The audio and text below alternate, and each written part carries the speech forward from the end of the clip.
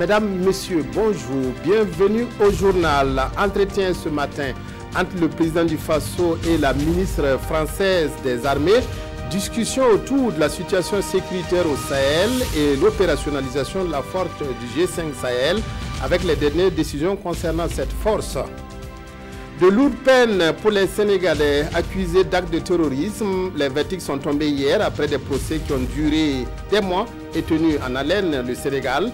Ces personnes étaient soupçonnées de vouloir exporter le djihadisme vers d'autres pays. Ainsi donc, le ministre français des Armées, Florence Parly, en visite au Burkina, a été reçu ce matin en audience par le président du Faso. La situation sécuritaire au Sahel et l'engagement de la France aux côtés des pays de la sous-région ont été évoqués. Nous vous proposerons au cours de cette édition le reportage signé Issaka Ouedraogo et Pascal Cadet. Un nouveau président à la tête du Conseil supérieur de la communication, CSC, Mathias Tankwano, a été désigné ce matin par consensus par les conseillers de l'institution. Mathias Tankwano, juriste de formation, occupait avant sa nomination au CSC le poste de conseiller spécial à la présidence du Faso. Il est élu pour un mandat de 5 ans, tout comme Aziz Bamogo, élu aussi par consensus vice-président de l'institution.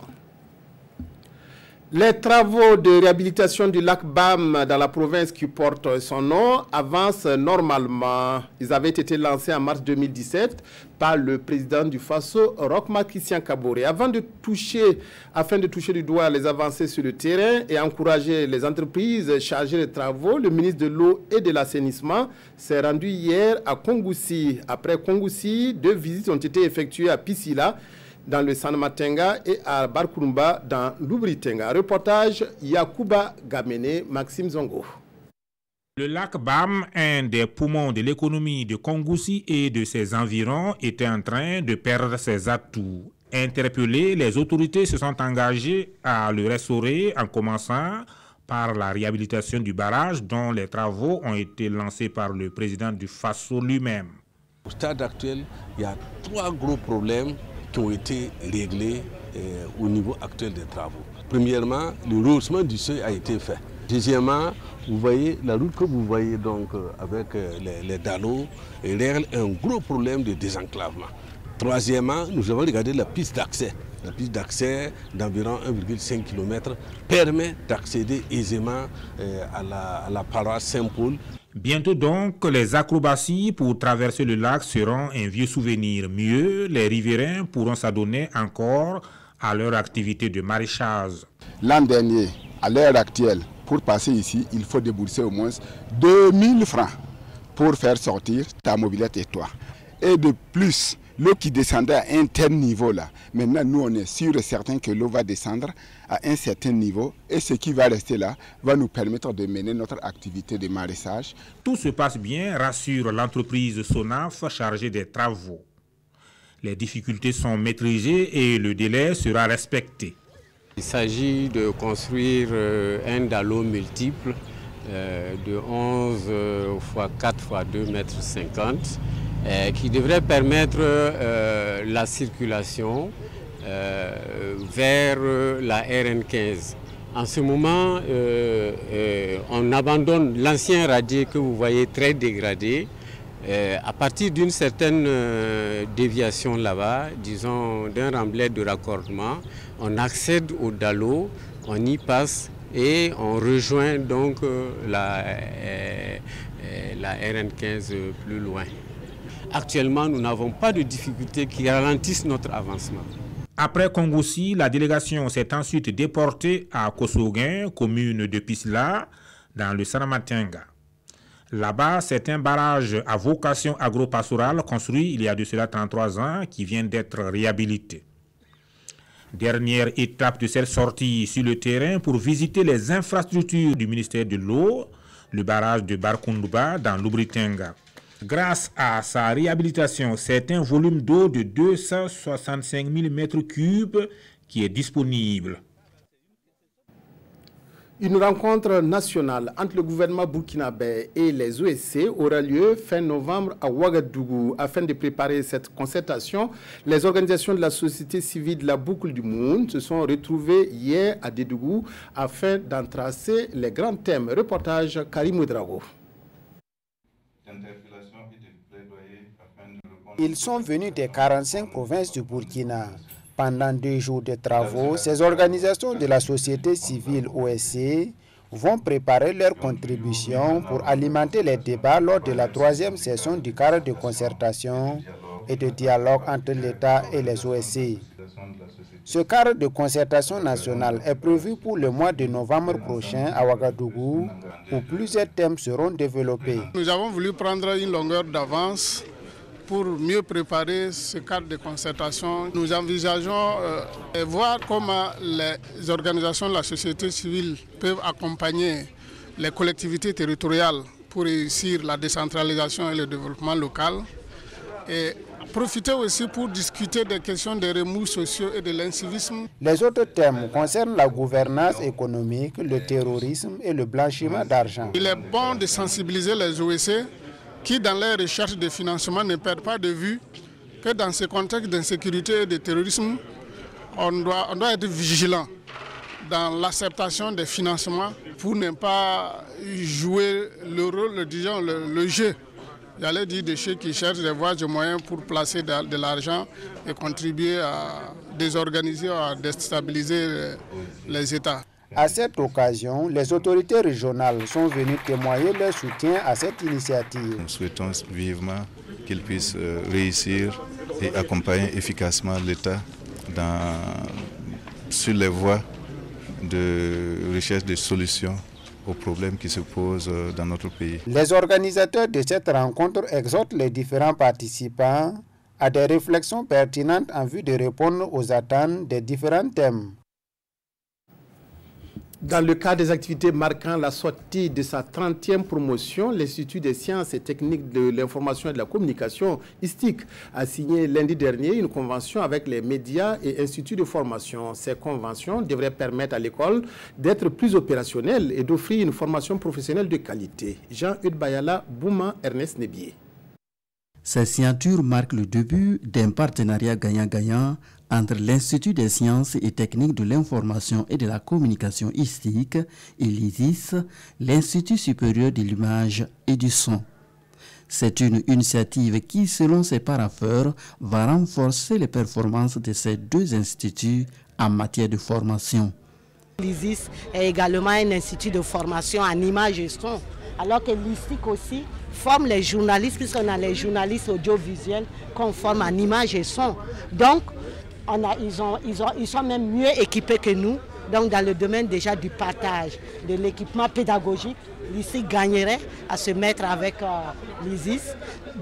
Dans le domaine également des encadreurs, l'ISTIC gagnerait justement à être avec l'ISIS. Et même, pourquoi pas, dans le domaine des partages, des expériences. Donc, ce serait bien qu'ensemble, on puisse même faire des coproductions qu'on puisse valoriser sur le plan national et même sur le plan de la sous-région. Cette signature de partenariat s'inscrit dans le cadre de la sortie de la 30e promotion de l'ISTIC. Et l'ISIS n'est pas le seul à signer une convention à l'occasion avec l'ISTIC. La radio-diffusion-télévision du Burkina, RTB, et l'École nationale des régies financières, INAREF, suivent son exemple. Il est nécessaire que les financiers, les économistes que nous formons puissent communiquer. Une de nos difficultés, des problèmes que nous vivons de temps en temps, c'est aussi un problème de communication.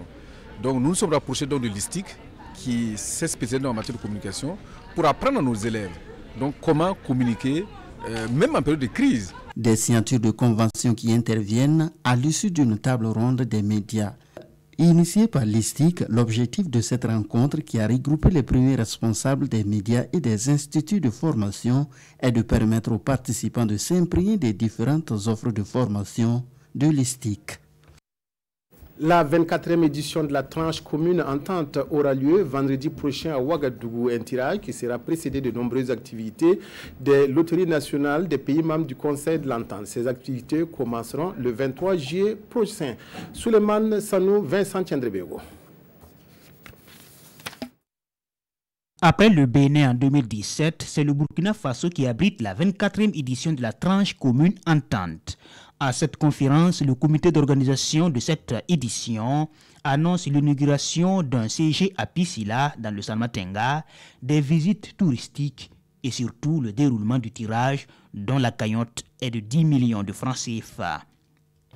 Il est donc prévu au programme de cette rencontre des réunions, un don d'infrastructures communautaires financé par les loteries du Conseil de l'Entente, des excursions, la pose de la première pierre d'une infrastructure offerte par le secrétariat exécutif du Conseil de l'Entente. Et enfin, le grand tirage retransmis en direct sur les antennes de la télévision du Burkina qui aura lieu le vendredi 27 juillet 2018 sur le coup de 20h30 au Centre national des arts, du spectacle et de l'audiovisuel Sinaza à Ouagadougou.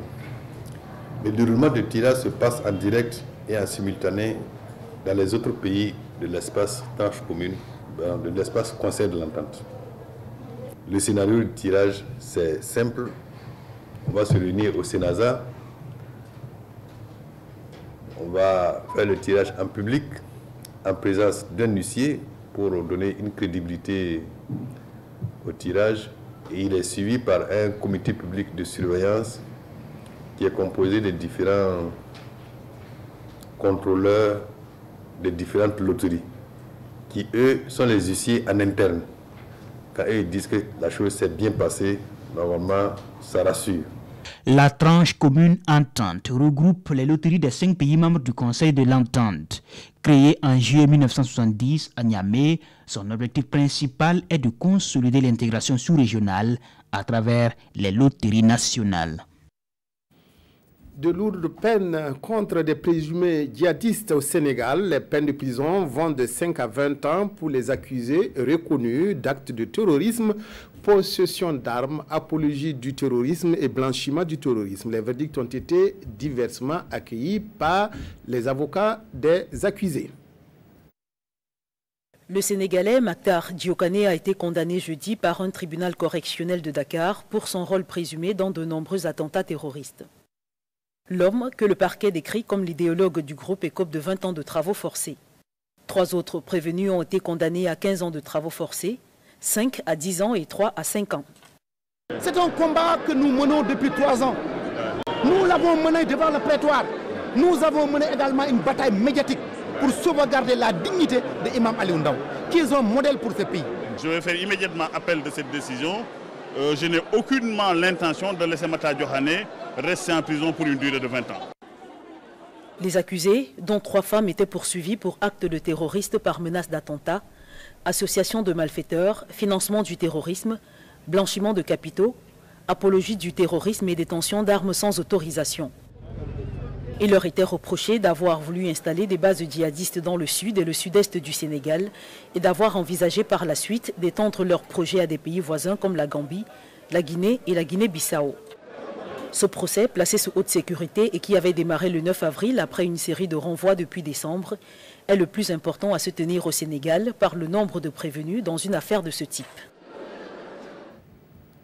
Vladimir Poutine se pose en défenseur de son homologue américain Donald Trump, critiqué de toutes parts aux États-Unis pour sa mollesse face au chef du Kremlin. Vladimir Poutine a dénoncé devant les ambassadeurs en poste à Moscou les forces obscurantistes en Amérique et le prosélytisme de l'OTAN.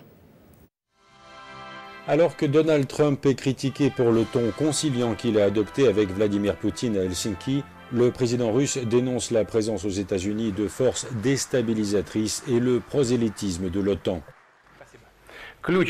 La clé de la sécurité et de la stabilité en Europe, c'est la coopération et le rétablissement de la confiance, et non pas de déployer de nouvelles bases de l'OTAN à proximité des frontières russes, comme c'est le cas aujourd'hui. Nos collègues qui cherchent à tendre la situation en essayant d'attirer l'Ukraine et la Géorgie dans l'orbite militaire de l'OTAN devraient réfléchir aux conséquences possibles. Devant les ambassadeurs en poste à Moscou, le président russe a pris en creux la défense de Donald Trump. Il y a aux États-Unis des forces qui sont prêtes à facilement sacrifier les relations russo-américaines à leurs ambitions de politique intérieure.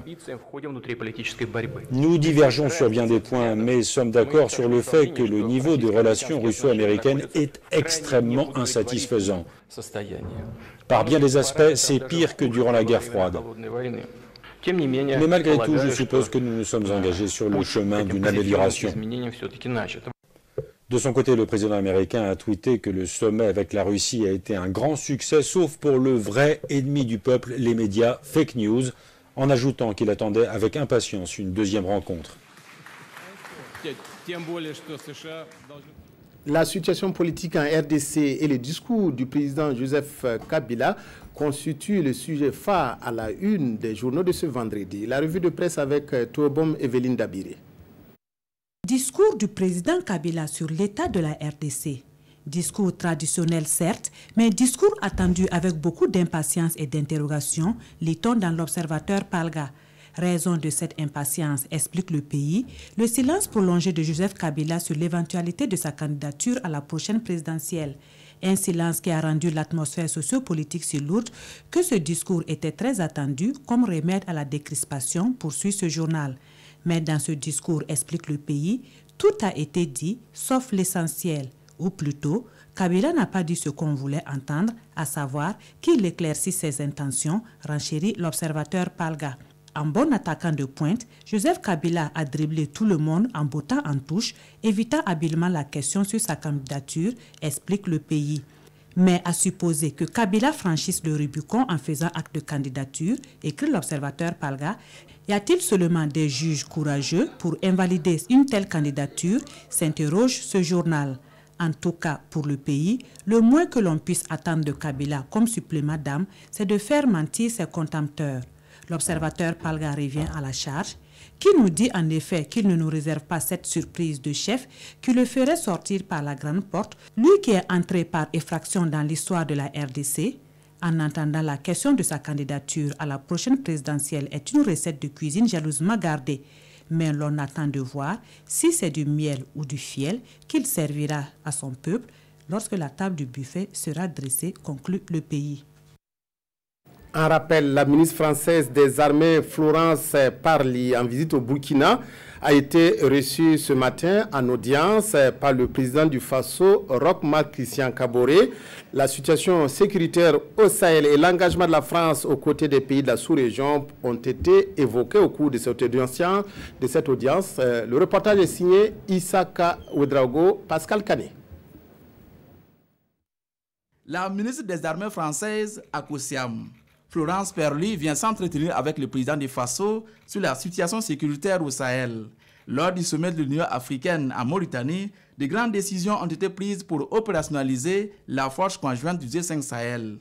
La ministre française des Armées veut s'assurer de la mise en œuvre de ces décisions, son pays étant engagé sur ce théâtre avec la force Barkhane. Je suis venue ici m'assurer de la poursuite des opérations, des travaux de planification, et nous nous sommes mis d'accord avec le président pour poursuivre la coordination et l'approfondissement des opérations qui sont menées, d'une part par les forces armées burkinabées, d'autre part par la force conjointe du G5 Sahel, et puis éventuellement d'autres forces alliées qui peuvent venir en appui. L'objectif, c'est qu'il n'y ait pas de sanctuaire pour les terroristes. La dernière rencontre sur le G5 Sahel avait surtout décidé d'un remaniement à la tête de la force. Florence Parly n'a pas de commentaires à faire. Le plus important pour la France, c'est l'opérationnalisation de cette force. C'est la décision des chefs d'État de G5 Sahel que d'avoir modifié l'organisation de l'état-major. Vous savez qu'il y a eu une attaque terrible du PC de Sévaré. Moi, je n'ai pas de commentaire à faire. La seule chose que je puis dire, c'est que les travaux qui ont été réalisés par le command fort de la force conjointe ont été très utiles et très efficaces. Et je n'ai aucun doute sur le fait que le successeur du général Lacoste sera également extrêmement efficace. Après Ouagadougou, la ministre française des Armées se rend dans d'autres capitales de la région du Sahel avec le même objectif, aider à résoudre les problèmes qui empêchent l'opérationnalisation de la force conjointe du G5 Sahel.